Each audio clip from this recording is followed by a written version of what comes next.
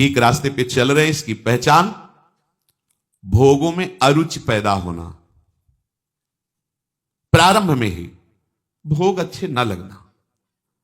जब भोग ही अच्छे नहीं लग रहे तो भोग वार्ता अलम विषय वार्तया नरक कोटि बीभत्सया, बंद करो करोड़ों नरकों के द्वारा जैसे घृणित भोग, ऐसे इनकी वार्ता बंद करो। ये बड़े भयावने दुख प्रदान करने वाले गंदी बातें, अलम विषय वार्तया। प्रारंभ में ही उपासक जब सही मार्ग का पथिक होता है तो भोगों में अरुचि होने लगती है, प्रभु के नाम रूप लीला में उसकी प्रियता होने लगती है। सीधी कसौटी यही है, आपका 24 घंटे में कितना समय प्रभु के नाम रूप लीला धाम के चिंतन में जाता है और कितना विषय में। आंतरिक बात है, आंतरिक। ये मन में देखें, मन में हमारी वृत्ति यदि विषयों की ओर अधिक बढ़ रही है, विषय चिंतन बढ़ रहा है, तो समझना चाहिए कि बाहरी कुछ भी है पर अंदर से हम विषय की तरफ जा रहे हैं, प्रभु की तरफ नहीं। चाहे आप रहने के स्थान में भले किसी प्रसिद्ध मंदिर में रह रहे हो, साक्षात सत्संग भवन में रह रहे हो, या भगवान के किसी पवित्र धाम में रह रहे हो, पर आपके अंदर के भवन का जो वातावरण ठीक नहीं है तो बात नहीं बनी है। तुम्हें अपने भवन में सोहनी पोछा लगाना है, इसे साफ करो, अपने हृदय की मलिनता को दूर करो, इस कूड़ा करकट को बाहर निकाल फेंको। अंदर तुम्हें झाड़ू लगा करके, पोछा लगा करके पवित्र करना है, क्योंकि हृदय मंदिर में यदि भगवत स्मृति नहीं हुई, भगवत चिंतन नहीं हुआ, ये सब कूड़ा करकट विषय चिंतन है, तो यहां जो वर्णन कर रहे कि आप भले किसी प्रसिद्ध मंदिर में ही रात दिन रह रहे हैं, सत्संग भवन में रह रहे हैं या भगवान के धाम में रह रहे हैं, आपका मार्ग ठीक नहीं है। जैसे कोई कहे वृंदावन धाम की इतनी महिमा है, आप यहां ऐसी बात करें, दूसरा कोई बोले तो बोले, आप तो समझो धाम की क्या महिमा है। तो धाम का प्रभाव क्या है? भजन गहे फिरे बाह, वृंदावन बस के इतनो बड़ो सयान, जुगल चरण के भजन बिन निमिष नतीजे जान। वृंदावन इह विधि बसे तज के सब अभिमान, तृणते नीचो आपको जाने सोई जान।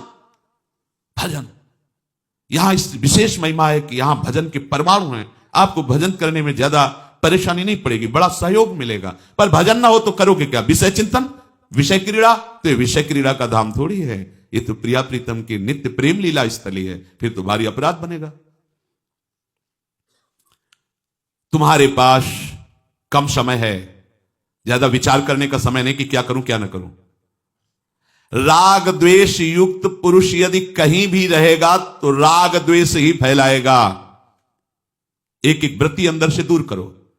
कुछ राग द्वेष युक्त शास्त्र स्वाध्याय करके उपदेशक बन जाते हैं, अपने हृदय के राग द्वेष को दूर नहीं कर पाते, तो उनके उपदेशों में पाया जाता है वो शैव और वैष्णव इसी पक्ष को लेकर एक दूसरे की निंदा करते हैं, उपासकों की उपासना की निंदा करते हैं, किसी एक का पक्ष लेकर दूसरे को नीचा दिखाना, ऐसे इसी में जीवन वो अपना सार्थक समझते हैं।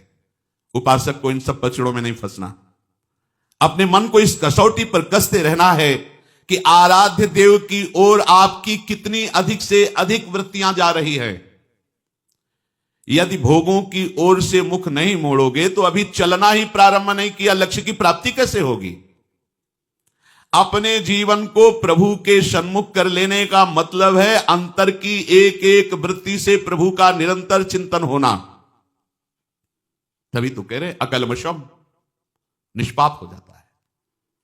जिसने अंदर की वृत्ति को प्रभु के चिंतन में नहीं लगाया और बाहर से बड़ी मेहनत वाली सब, अंदर से विषय चिंतन, तो कह रहे ये ऐसा ही हुआ जैसे कई लोग भांग छान करके नौका विहार करने के लिए नाव में बैठे विश्राम घाट में और खेना प्रारंभ किया, भुजाएं तक थक गई, पसीना से लथपथ हो गए, किनारा नहीं आया। आपस में विचार करने लगे कि किनारा क्यों नहीं आया। परिश्रम तो बहुत कर रहे हैं, समय बहुत लगा, लेकिन राह तो पूरी नहीं हुई, अभी किनारा ही नहीं आया। तो उतर करके उसको सावधानी पूर्वक जांच की तो बोले यार खूंटा से नाव खोलना ही भूल गए, क्योंकि भांग के नशे में थे। खूंटा से नाव खोलना ही भूल गए और पूरा का पूरा श्रम लगा दिया। बस ऐसी ही कुछ हमारी दशा हो जाती है जब हम अहमता ममता शरीर में लेकर, शरीर संबंधियों में लेकर, भोगों में लेकर के इस मार्ग पर चलते हैं। बहुत दौड़ लगाई और कितने 50 वर्ष, लेकिन हो कहां? बोले एक कदम आगे नहीं है। क्यों? बोले खूंटा से ही नाव नहीं। एक अहमता ममता ये जग में है दुखदाई, ये जब श्री जी की ओर लगे तो होत परम सुखदाई। तात मात सुत दार देह में मत अर्जय मत मंदा, हित किशोर को है चकोर तू लख वृंदावन चंदा। खूंटे से नाव ही नहीं खुली। और वह 50 वर्ष की साधना, हाँ माना वो उसकी बाद में थक गई, खेते खेते पसीना आ गया, लेकिन एक कदम भी आगे नहीं बढ़े। क्यों? अहमता ममता का परिवर्तन नहीं किया। सुख का केंद्र संसार ही माना। भले साधन परमार्थिक दिखाई दे रहा है, लेकिन साध्य विषय चिंतन है, विषय भोग है, संसार है। एक कदम भी आप नहीं चले परमार्थ पे, चाहे जितना समय व्यतीत कर दिए हो। इसलिए यहां अवस्था को नमस्कार नहीं किया जाता, यहां स्थिति को नमस्कार किया जाता है। 16 वर्ष की अवस्था है और हजारों वर्ष की अवस्था वाले महात्मा खड़े होकर नमस्कार करते भगवान सुखदेव जी को। स्थिति। गुरुदेव नारद जी अपने शिष्य 5 वर्ष के भक्त प्रहलाद जी की यश का गान कर रहे हैं, ध्रुव जी के यश का गान कर रहे हैं। अवस्था 5 वर्ष की, स्थिति महापुरुषों की। तो नारद जी गुरुदेव अपने शिष्य के यश का गान कर रहे हैं। अपना अधिकार, अपनी रुचि, अपने आराध्य देव में, विषयों में अधिकार नहीं, विषयों में रुचि नहीं। चाहे योग मार्ग के पथिक हो, भक्ति मार्ग के, ज्ञान मार्ग के, किसी भी मार्ग के हो, रास्ते अनेक हैं, पर वस्तु जो मिलनी वो तो एक ही है ना। अभी तक तुम ये तय नहीं कर पाए हो कि तुम्हें जाना कहां है। चल रहे हो, ये कहां जा रहे हो पता नहीं। वो हालत हमारी है। चल रहे हैं, भगवत मार्ग के पथिक दिखाई दे रहे हैं बाहर से, अंदर से विषयों का चिंतन, मान प्रतिष्ठा का, राग द्वेष का, छोटी छोटी अनुकूल प्रतिकूल परिस्थितियों में है। छड़े रुष्टा, छड़े तुष्टा, रुष्टा तुष्टा, छड़े छड़े। कहां के पथिक हो? परमार्थ के, परमार्थ के। भूल कर रहे हो, खड़े रहोगे एक कदम आगे नहीं बढ़ पाओगे। आरंभ में साधक को 2 बातें देखनी ही होंगी। पहली बात, हमारा रास्ता ठीक है कि नहीं। तो रास्ता कौन? जो आचार्य, गुरुदेव और शास्त्र तीनों से मिलता है, उसमें संशय करने की जरूरत नहीं होती। आचार्य भगवान का स्वरूप, गुरुदेव भगवान का स्वरूप, शास्त्र भगवान का स्वरूप, तीनों की बात मिलनी चाहिए। आचार्य, गुरुदेव, भगवान जहां जहां उपदेश किए सबका सार है निरंतर भगवदाकार वृत्ति, प्रिया प्रीतम के चिंतन में। वो कोई भी नाम रूप की आराधना कर रहा उपासक, अपने आराध्य देव की तन्मयता ही सब शास्त्रों का सार है। निरंतर उन्हीं के चिंतन में लगे रहना, ये स्थिति चाहे ज्ञान मार्ग की, चाहे योग मार्ग की, चाहे भक्ति मार्ग। योग मार्ग में चित्त वृत्ति का निरोध करके परमात्मा में लगाना, ज्ञान मार्ग में चित्त वृत्ति को रोक करके अपने स्वरूप में स्थित हो जाना, भक्ति मार्ग में चित्त एक एक वृत्ति को कृष्णाकार कर देना, भगवदा का मुरारी पादार्पित चित्त वृत्ति। बात एक ही है। पहला देखना है कि हमारा रास्ता ठीक है कि नहीं। रास्ता चयन हो गया, श्री वृंदावन धाम, नवनिकुंज, प्रिया प्रीतम, उनके 8 पहर सेवा, उनका 8 पहर चिंतन, लीला गुणगान। अब हमें किसी से पूछने की जरूरत नहीं, रास्ता। अब रही बात चलने की, तो हम प्रमाद तो नहीं कर रहे। 2 बातें आवश्यक हैं सबको अपने जीवन में देख। आपका रास्ता तय हो गया, यदि लक्ष्य आपने चयन कर लिया, चाल बड़े धीमी हो। तभी कई बार सत्संग में कहा चित्त का तो समाधान हो जाना चाहिए, अर्थात उपासक को उपासना और उपास्य देव के विषय में अब कोई जानने की बात नहीं रहनी चाहिए। हमारी उपासना क्या है, हमारी उपास्य देव कौन है, हमारा लक्ष्य क्या है, ये पक्का। अब दूसरी बात आ गई, प्रमाद नहीं करना। रास्ता तय निश्चित हो गया, अब हमें उसमें चलना है, प्रमाद नहीं करना। ये रास्ता इतना लुभावना है कि आसपास बहुत सुंदर सुंदर चीजें फेंकी जाएंगी और वहीं से गली बदल जाएगी। राई के सम चलत ही होत और की ओर। कठिन है रसिक अनन्यता, ये बहुत कठिन प्रेम में होता है। प्रेम का क्या होता है? अपने लक्ष्य में दृढ़ रहना। अगर थोड़ा भी लुभायमान किसी से भी हो गए तो हम जान नहीं पाएंगे, कदम तो चल ही रहे, दूसरा मार्ग आ जाएगा। राई के सम चलत ही होत और की ओर। प्रमाद किसे कहते हैं? करने योग्य कार्य को ना करना और ना करने योग्य कार्य को करना, इसका नाम है प्रमाद। उपासक के जीवन में प्रमाद की गुंजाइश नहीं होनी चाहिए।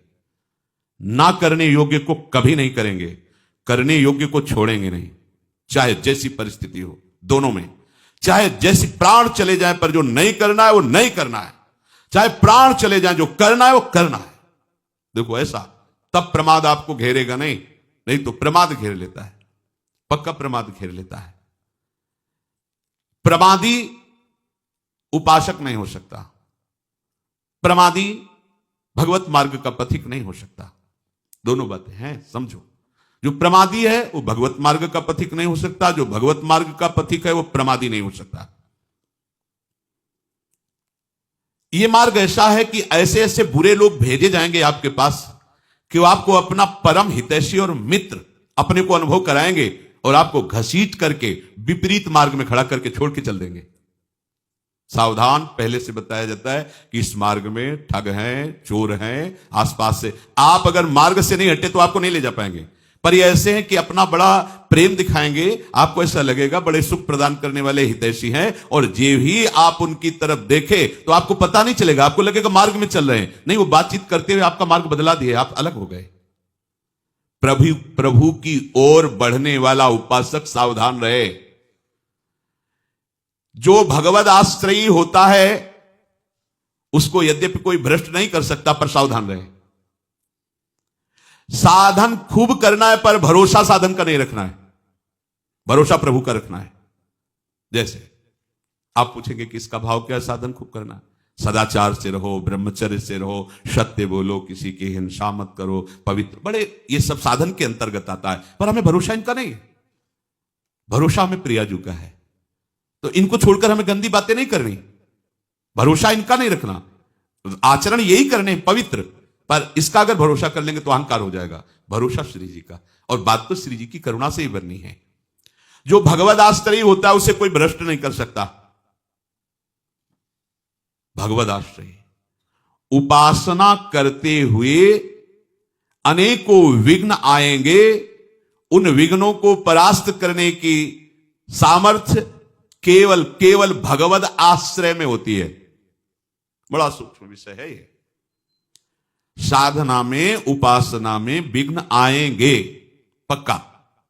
उन विघ्नों को परास्त करने की सामर्थ्य या उन विघ्नों से बचने की सामर्थ्य भगवद आश्रय से प्राप्त होती है। प्रभु का आश्रय लेकर प्रभु की उपासना करते हुए आगे बढ़ते रहो, कोई भी विघ्न तुम्हें गिरा नहीं पाएगा। जो प्रभु की उपासना के साथ प्रभु का आश्रय नहीं लेते वो प्रायः गिर ही जाते हैं। ध्यान दीजिए, जो प्रभु की उपासना साधना तो कर रहे हैं पर आश्रय प्रभु का नहीं है, वो प्रायः गिर ही जाते हैं, क्योंकि उनको अपना बल होता है। जे ज्ञान मान विमत्त तव भव हरनि भक्ति न आदरी, ते पाई सुर दुर्लभ पदादपि परत हम देखत हरि। जो अपने ज्ञान, अपनी साधना, अपने नियम संयम के अभिमान में है, वो ऊंचे ऊंचे पदों पर भी जाकर उनको भ्रष्ट होते देखा गया है। लेकिन भगवद आश्रयी, जो भगवद आश्रयी है उसका गिरना नहीं होता। विश्वास करी सब आस परिहरी, दास तव जे होई रहे, जप नाम तव बिनु श्रम तरई, भवनाथ सो समराम है। ये भागवती की उपासना कर रहे हैं, साधना कर रहे हैं, पर आश्रय प्रभु के चरणों का नहीं है तो ऊंचे ऊंचे पदों में जाकर भी भ्रष्ट होना पड़ेगा। और विश्वास करी सब आस परिहरी, दास तवजे होई रहे, तो जप नाम तव बिनु श्रम तरही, भवनाथ सो समराम है। आह, हे नाथ, जो विश्वास करके अन्य समस्त भरोसा, आश्रयों का, आशाओं का त्याग करके केवल आपके दास हो गए, वो आपका नाम जप कर अनायास सहज में भवसागर से पार हो गए। साधनों से भी गिराया जा सकता है, पर भगवत आश्रयी को नहीं। महापुरुषों ने कैसी सूक्ष्म सूक्ष्म बातें आंतरिक साधना की निकाली हैं कि आप कहीं गिर नहीं सकते।